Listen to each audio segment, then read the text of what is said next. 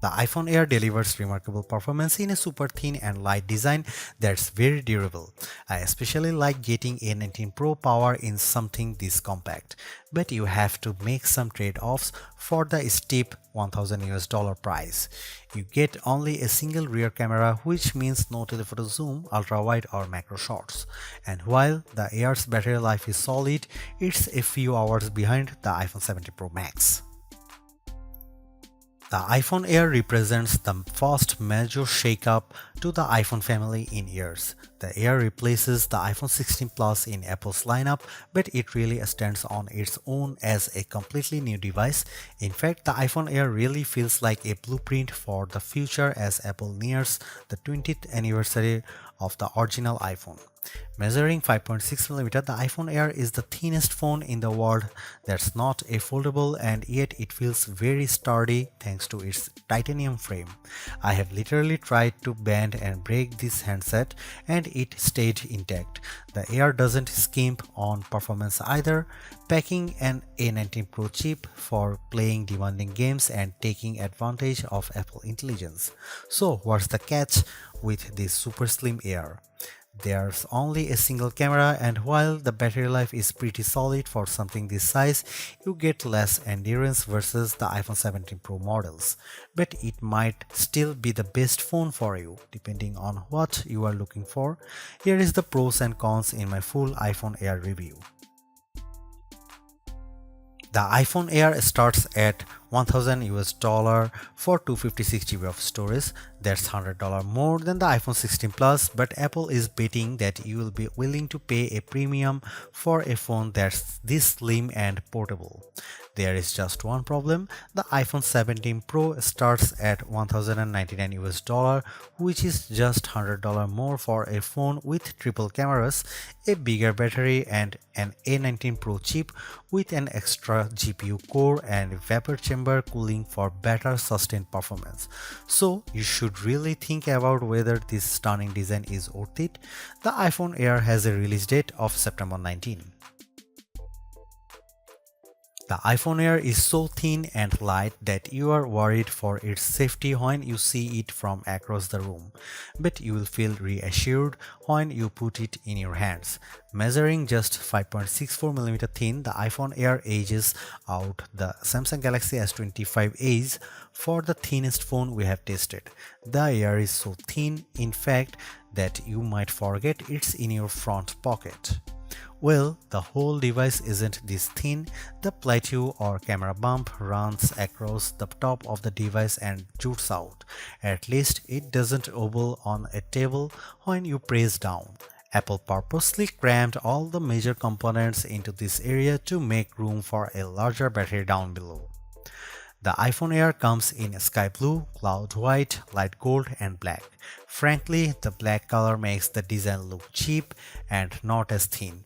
I prefer the sky blue model I tested, which does a better job of showing off the Air's thin profile. Some have complained that the titanium frame is too shiny, but I don't agree. If you are worried about the durability for a phone this thin, I think you can rest easy. I saw a demo that simulated a band with 130 pounds of force, and the iPhone Air shrugged it off.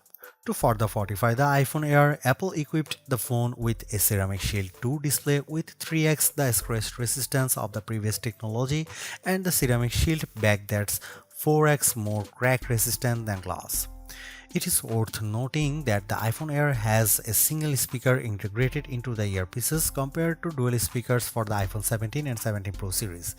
During my testing, the Air's speakers got plenty loud when listening to Apple Music, but it did sound tiny at max volume. Some have shared in our YouTube interview with Apple on the iPhone Air that they wish that this phone came in a mini size. I say there is no need, you get the best of both worlds with this device, a large 6.5-inch display in a very pocket-friendly size.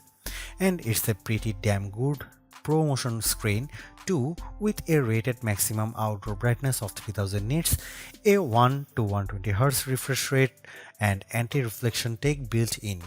Outdoors, I put the iPhone Air up against the Galaxy S25 Edge, playing the same Begonia trailer, and Emma's tone looked brighter, plus there was less glare. The iPhone Air didn't perform quite well as in our lab testing, covering less of the DCI-P3 color space and turning in a slightly worse Delta E accuracy score. The iPhone Air features a single 48 megapixel fusion camera with 2x optical quality zoom. No telephoto, no ultra-wide, but it is a pretty strong performer based on my testing. Just don't expect much more from the 10x digital zoom. The iPhone Air does bring some cool new camera features to the table that are also available on the iPhone 17, 17 Pro and 17 Pro Max. This includes an 18 megapixel center stage front camera that leverages a square sensor to let you shoot landscape selfies without having to flip the phone in your hand. Here are some camera samples of the new iPhone Air.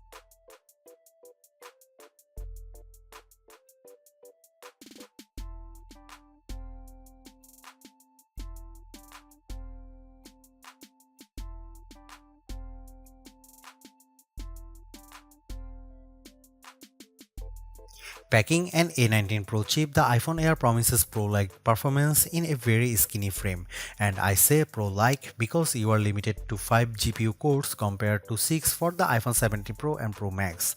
I enjoyed smooth performance when playing Destiny Rising, double jumping and using my grenade launcher on multiple enemies while enjoying crisp graphics.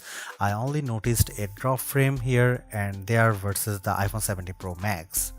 Speaking of twice, the iPhone Air having one less GPU core does impact benchmark scores. It reached 29.5 FPS in the demanding 3D Mark Solar Bay Unlimited graphics test compared to 46.6 FPS for the iPhone 17 Pro Max. The Galaxy S25 Edge also turned in a higher frame rate. On Geekbench, which measures overall performance, the iPhone Air beats the Galaxy S25 Edge and it finished our video transcoding test 20 seconds faster. How about sustained performance? To test that, we used the 3D Mark Wildlife Extreme Stress Test, which simulates gaming for about 20 minutes. We ran it once and recorded the result, then did a second run right after that to really stress test these phones. The iPhone Air performed quite well, with stability score that beat the Galaxy S25 Edge by a fair margin in both rounds. More surprisingly, the iPhone Air turned in cooler temperatures than the Pro Max when we measured the back of the phones using the laser thermometer in 5 locations and averaged the result, though the S25 Edge was even cooler. Here's the big questions on everyone's mind. How good or bad is the iPhone Air's battery life? Apple claims all-day battery life, but we decided to put that to the test in a couple of ways. First up was our battery test, which surfs the web over 5G at 150 nits of screen brightness. The iPhone Air turned in a decent 12 hours. That's nearly a half hour better than the Galaxy S25 Ultra, and the regular iPhone 17 lasted 45 minutes longer. However, the iPhone 17 Pro Max lasted over 5 hours longer than the iPhone Air, so if you really care about endurance, the choice is clear. I also compared the iPhone Air's battery life versus other phones when streaming the same YouTube video over Wi-Fi for 5 hours at 50% screen brightness. The iPhone Air was down to 81%, which is better than the Galaxy S25 Edge's 67%. Note that Apple sells a $99 MagSafe Battery Pack for the iPhone Air that's designed to deliver 65% more power. The iPhone Air puts most of its components in the plateau towards to the top of the device, and this is the area that got fairly warm during my testing. For example, after playing Asphalt Legends for 10 minutes, I measured this area and it got as hot as 106 and 109 degrees. Playing the same game on the iPhone 17 Pro Max, the temperature was in the 96-degree range.